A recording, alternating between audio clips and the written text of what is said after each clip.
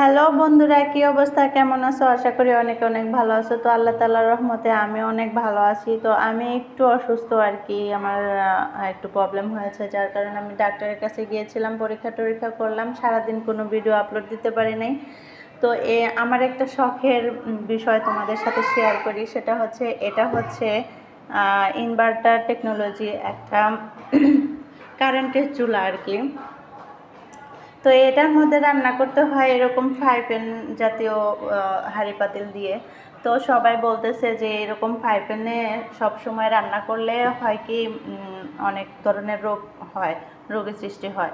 তো সেজন্য আমি সিদ্ধান্ত নিয়েছি যে সীসার হাঁড়ি পাতিল কিছু একটা কিনবো। তো আমি একটা সুন্দর কিউটের ডিব্বা কিনেছি।